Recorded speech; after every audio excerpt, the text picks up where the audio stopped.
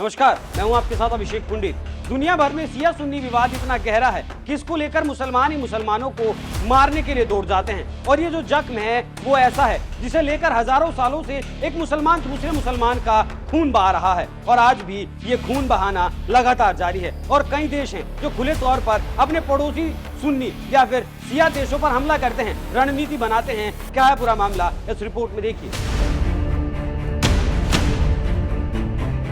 शिया सुन्नी एक ऐसा विवाद है जो सदियों से चला आ रहा है और आगे भी चलता रहेगा। ईरान शियाओं का नेता है तो वहीं सऊदी अरब सुन्नियों का नेता बनता है और इसी को लेकर लड़ाई जारी रहती है। अब उसी कड़ी में ईरान को तुर्की ने धमकी दी है और जो कहा है उससे एशिया में युद्ध जैसे हालात बन सकते हैं।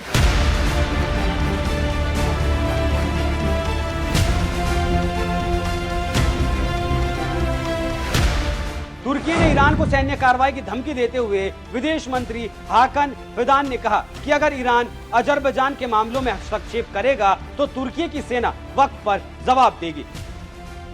जानकारी देते चलें कि ईरान यूरोप तक अपनी पहुंच बनाए रखने के लिए आर्मेनिया का समर्थन कर रहा है। वहीं अजरबैजान किसी भी तरह आर्मेनिया के जंगेजुर कॉरिडोर पर कब्जा करने की कोशिशों में लगातार जुटा है। इससे ईरान का संपर्क बाकी यूरोपीय देशों से कट सकता है और इसी पर अजरबैजान ने अपने आका कहे जाने वाले तुर्की से ईरान की शिकायत कर दी, जिसके बाद ईरान को तुर्की ने धमकी भरे लहजे में सिखाने की धमकी दी। विदेशी मीडिया की अगर माने तो अजरबैजान ने इसी साल जनवरी में ईरान में अपने दूतावास को बंद कर दिया था। हर वक्त तेहरान में अजरबैजानी दूतावास पर एक बंदूकधारी ने हमला कर दिया था जिसमें एक व्यक्ति की मौत भी हुई थी। अजरबैजान के राष्ट्रपति इल्हाम अलीयेव ने इस घटना के लिए ईरान को दोषी तक ठहरा दिया था। गुस्सा ईरान ने अजरबैजानी दूतावास को तेहरान में बंद करवा दिया, जिसके बाद तुर्की और ईरान के बीच टेंशन को 7वें आसमान पर जाते हुए देखा गया। अब दोनों आमने सामने हैं। विदेशी मामलों के जानकारों की अगर माने तो तुर्की की ईरान के खिलाफ आक्रामकता के पीछे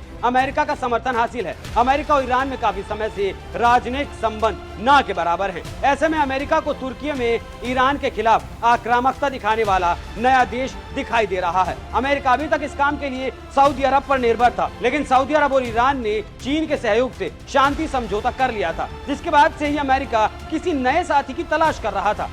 हालांकि अमेरिका की आर्मेनिया के साथ दोस्ती भी काफी मजबूत हुई है। ऐसे में तुर्की चाहकर भी अजरबैजान की खुलकर मदद नहीं कर पाएगा। तो आप समझ सकते हैं कि कैसे एशिया एक बार फिर युद्ध का मैदान बनता दिख रहा है। इसके साथ ही साथ ईरान अमेरिका की दुश्मनी को दुनिया जानती है कि कैसे अमेरिका ईरान पर प्रतिबंध लगाकर उसे बर्बाद कर रहा है और अमेरिका के डर से दुनिया के देश ईरान से व्यापार नहीं करते। इसके साथ ही साथ भारत भी नहीं करता है, लेकिन समय का चक्र घूमा और एशिया में जियोपॉलिटिक्स में ईरान काफी दमदार हो चला है, क्योंकि अब ईरान, चीन, रूस एक साथ हो गए हैं। ऐसे में अमेरिका परेशान है और इसीलिए अमेरिका तुर्की के साथ है।